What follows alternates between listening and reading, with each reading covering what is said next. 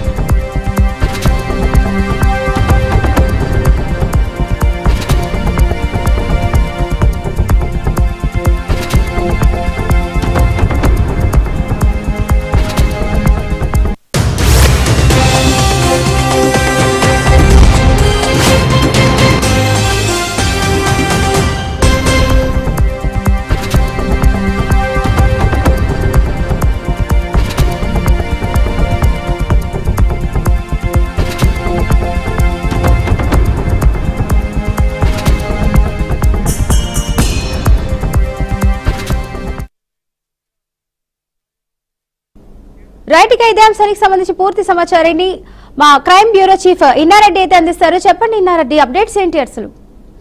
ఫాతిమా, ఢిల్లీ బ్లాస్ట్లకు సంబంధించిన వ్యవహారంలో ఇప్పటికీ చాలా విషయాలను కూడా సేకరించారు ఇన్వెస్టిగేషన్ అధికారులు.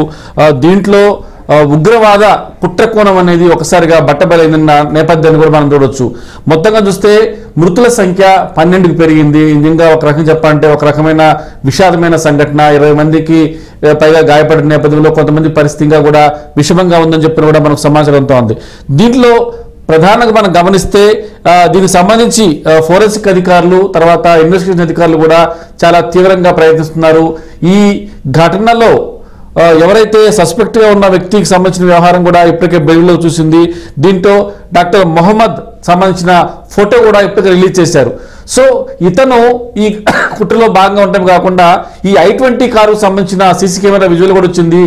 బాంబ్ బ్లాస్ట్ జరగక ముందు ఇక్కడ ఏమైతే పెట్రోల్ బంక్ లో పెట్రోల్ పంచుకున్నప్పుడు, అలాగనే ఇక్కడ బ్లాస్ట్ జరగక ముందు సీసీ కెమెరాలో రికార్డ్ అయిన నేపథ్యంలో మొత్తం ఆ కారులో ముగ్గురు ఉండడం తెలుస్తా ఉంది.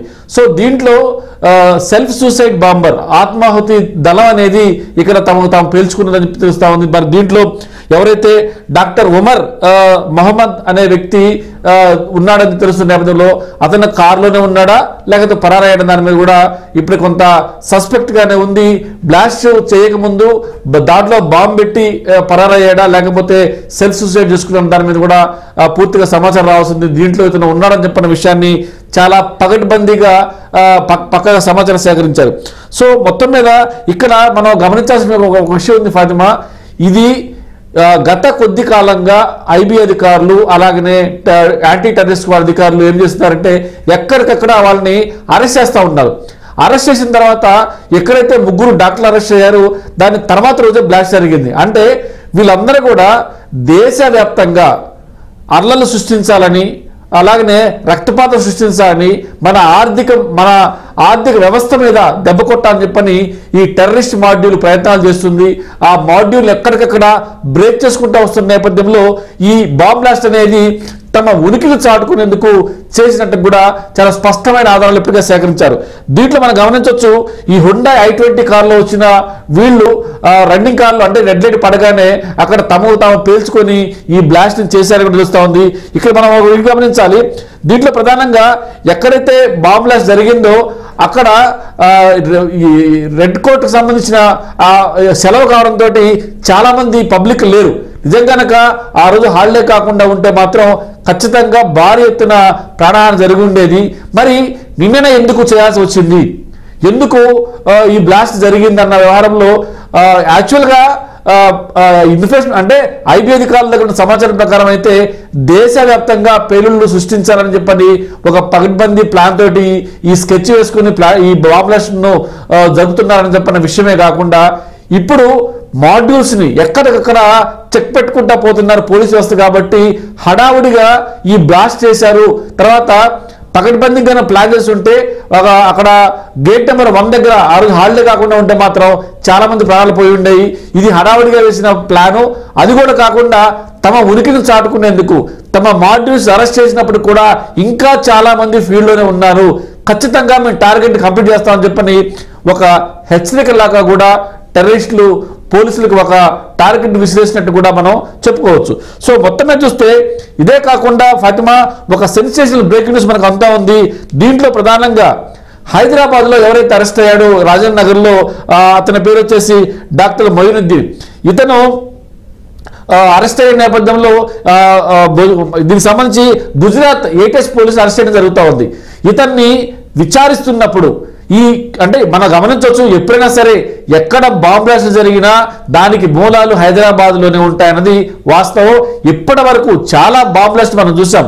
హైదరాబాద్ లో ఖచ్చితంగా లింకులు ఉంటాయి. దేశవ్యాప్తంగా జరిగిన ప్రతి బాంబ్ బ్లాస్ట్లకు కూడా ఖచ్చితంగా లింకులు ఉన్నాయి. సో ఆ లింకుల నేపథ్యంలోనే ఇప్పుడు ఈ రాజన్నలో అరెస్ట్ అయిన ఎవరైతే డాక్టర్ మొయినుద్దీన్ ఉన్నాడో అతనే లీడ్ చేసుకొని ఈ బాంబ్ బ్లాస్ట్లకు పక్కా స్కెచ్ చేశాడు. తర్వాత ఎప్పుడైతే అరెస్ట్ అవుతున్నాడో ఈ అరెస్ట్ అవుతున్న నేపథ్యంలో ఈ మాడ్యూల్ ఎలక్ట్ చేసి ఇమ్మీడియట్ అరెస్ట్ అయ్యాడు. కాబట్టి ఆ మాడ్యూల్ అప్పటికప్పుడు యాక్టివ్ అయిపోయి ఈ బాంబ్ బ్లాస్ట్ చేసిందా అన్న అనుమానం కూడా వ్యక్తమవుతోంది. ఇదే కాకుండా ఫాతిమా ఒక పెద్ద బ్రేకింగ్ న్యూస్ ఒకటి మనకు అంతా ఉంది. దీంట్లో మనం చూస్తే ఈ ఎవరైతే ఈ మొయినుద్దీన్ అనే వ్యక్తి ఒక రెసిన్ అనే విషయాన్ని, ఇది ఎంత డేంజరస్ విషయం అంటే ఒక్కసారి టచ్ చేసినా కూడా అది ఆటోమేటిక్ గా నిమిషాల మీద సెకండ్లో ప్రాణాలు పోయేంత ఒక డేంజరస్ విషయాన్ని తయారు చేశాడు. మరి ఈ విషయాన్ని ఎందుకు తయారు చేశాడని దాని మీద విచారిస్తున్నప్పుడు ఏటీఎస్ పోలీసులే భయభ్రాంతులకు గురయ్యేలా కొన్ని విషయాలు చెప్పాడు. ఇవన్నీ కూడా దేవాలయాలకు సంబంధించిన వాటర్ ట్యాంకులో కనుక కలిపితే భారీ ఎత్తున ప్రాణహాని జరుగుద్ది అని చెప్పని ఒక భయంకరమైన నిజాన్ని బయటపెట్టాడు. నిజంగా కనుక ఫాతిమా మనం కనుక ఊహిస్తే ఇది చాలా దారుణమైన విషయం చెప్పుకోవచ్చు. ఒకవేళ కనుక ఈ మాడ్యూల్స్ ని ఐబీ అధికారులు గుర్తించి ఏటీఎస్ అధికారులు కనుక అరెస్ట్ చేయకపోతే జరిగే పరిణామాలు ఎంత తీవ్రంగా ఉంటాయంటే ఈ రెసిన్ అని చెప్పిన విషయాన్ని కనుక ఈ వాటర్ ట్యాంక్ లో కలిపితే ఆ దేవాలయానికి వచ్చిన ప్రతి ఒక్కళ్ళు కూడా నిమిషాల మీద చచ్చిపోతారు. సో మనం ఊహించుకుంటేనే ఒక భయంకరమైన వాస్తవాన్ని వెల్లడించిన నేపథ్యంలో మన నిఘా వ్యవస్థ ఎంత పటిష్టంగా ఉందో అర్థమవుతా ఉంది. చాలా మంది ఆరోపణ చేస్తా ఉన్నారు నిఘా వ్యవస్థ పోలీసుల ఫెయిల్యూర్ అని చెప్పని. పోలీసులు అలర్ట్ గా ఉండి ఐబీ అధికారులు అలర్ట్ గా ఉండబట్టే వీళ్ళు అరెస్ట్ చేయగలిగారు. ఈ రెసిల్ అనే విషయాన్ని తయారు చేసిన మొయినుద్దీన్ కనుక అరెస్ట్ చేయకపోయి ఉంటే మరి ఇన్ని దేవాలయాల్లో వాటర్ ట్యాంకులు కనుక కలిపితే మరి ఇన్ని దేవాలయాలకి మనం చూస్తూ ఉన్నాం. ఏదైనా సరే ఒక పండుగ వచ్చినప్పుడు ఎప్పుడైతే ఈ పండుగ వచ్చిన సమయంలో అందరూ కూడా దేవాలయాలకు వెళ్ళడం అనేది ఇప్పుడు చాలా కామన్ అయిపోయింది. ప్రతి ఒక్కరు కూడా దైవ భీతి పెరిగిపోయింది. ఎప్పుడైతే కోవిడ్ అనేది వచ్చిందో కోవిడ్కి ముందు కోవిడ్ తర్వాత చాలా మంది కూడా దేవాలయాలకు వెళ్ళడం, ఒక ధ్యానం అంటే దేవుణ్ణి నమ్మడం అనేది ఎక్కువగా పెరిగిపోయింది. దేవాలయాలకి మూకుముడిగా వస్తున్నారు. మనం చూసాం దేవాలయాల దగ్గర సరైన రక్షణ చర్యలు లేకపోవడం వల్ల తొక్కిసలాట చాలా మంది చనిపోయిన వార్తలు వస్తా ఉన్నారు. అంటే దేవాలయాలకి చాలా ఎక్కువ మంది వస్తూ ఉన్నారు. ఈ విషయాన్ని గమనించిన టెర్రరిస్ట్ స్క్వాడ్లు ఏమైతే ఉన్నాయో, టెర్రరిస్ట్ మాడ్యూల్స్ ఏమైతే ఉన్నాయో ఈ దేవాలయాలను టార్గెట్ చేయాలి, దేవాలయాల వాటర్ ట్యాంకులు రెసిల్ అని చెప్పిన విషయాన్ని కనుక కలిపితే భారీ ఎత్తున ప్రాణ నష్టం జరుగుతుంది, అల్లకల్లోలం అవుతుంది దేశం అంతా కూడా అని చెప్పని పక్కా ప్రణాళిక వేసుకున్నారు. బట్ వాళ్ళ యొక్క ఆలోచనలకు బ్రేక్ వేసుకుంటూ వాళ్ళు అరెస్ట్ చేయడం జరిగింది. అరెస్ట్ చేసిన తర్వాత కూడా ఇక్కడ టెర్రరిస్టులు ఒక సవాల్ విసిరారు. మీరు మా మాడ్యూల్స్ ఎంతమందిని అరెస్ట్ చేసినా కూడా మాకు సంబంధించిన ఇంకా చాలా మంది ఉన్నారు, వాళ్ళల్లో ఒకళ్ళు యాక్టివేట్ అయితేనే ఈ ఢిల్లీ బాంబ్ బ్లాస్ట్ జరిగిందని చెప్పేసి ఒక సవాల్ విషయం తెలుస్తూ ఉంది. ఇంకా చాలా విషయాలు కూడా వెల్లడయ్యే అవకాశం ఉంది.